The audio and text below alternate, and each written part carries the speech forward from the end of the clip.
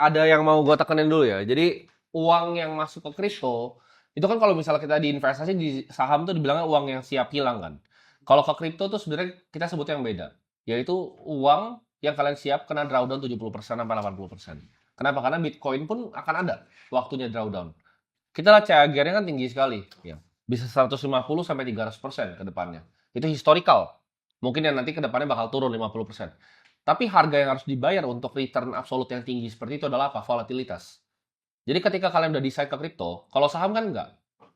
Kalau kripto tuh uang yang kalian siap hilang. Bukan siap hilang doang, siap turun 70%. Misalnya 100 juta disisihkan. Siap nggak 100 juta jadi 30 juta? Karena akan ada waktunya seperti itu.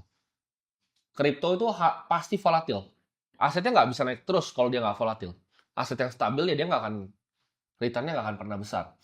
Nah, karena kita lihat kripto siklusnya unik. Kenapa dia bisa 30 juta dari 7 miliar? Karena kira-kira 2021 tuh begini, ya kan? 2024 tuh altcoin tuh begini, sekarang begini turun. Sekarang tuh lagi di sini nih. Kira-kira gambar altcoin tuh begini sebenarnya.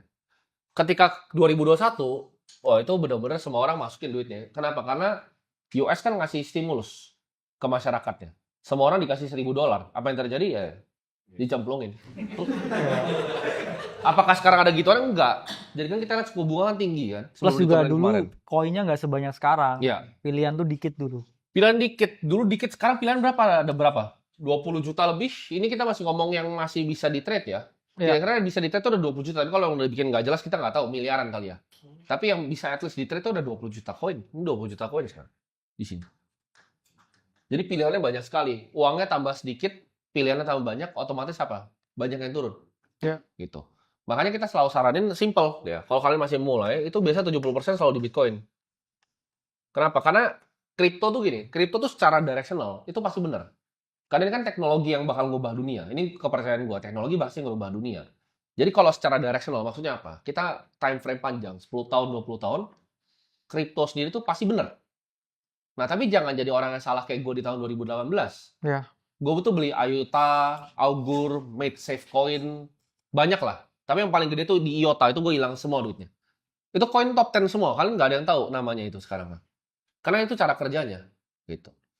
Jadi kalau kalian nggak kehilangan token kalian, kalian pasti menang. Karena kalau ditarik panjang, ini asetnya akan jauh sekali. Makanya, kenapa 70% Bitcoin? Itu supaya nggak hilang asetnya. Karena ini yang stay, gitu.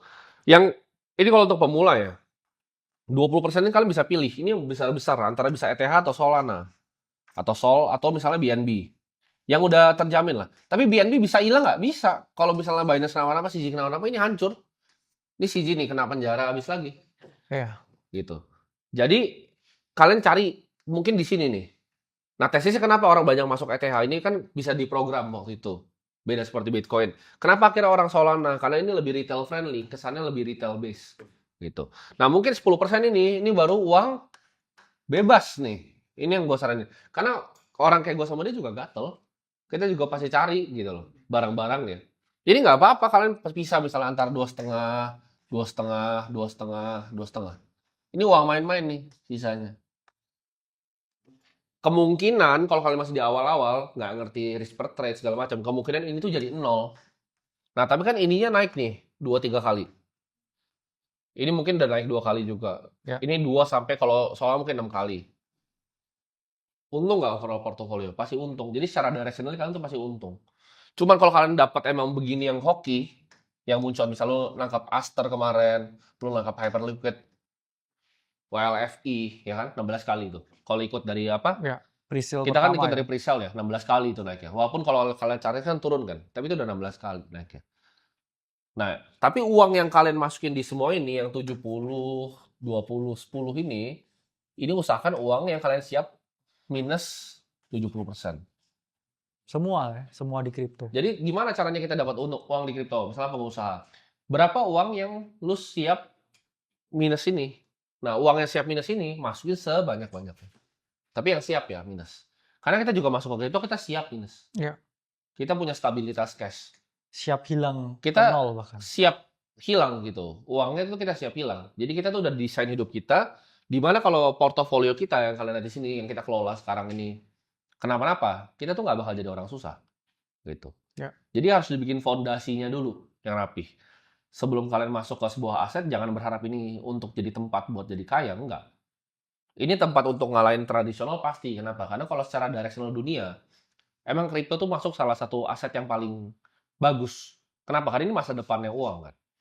Nggak ada yang lebih opportunity yang lebih gede dari kripto.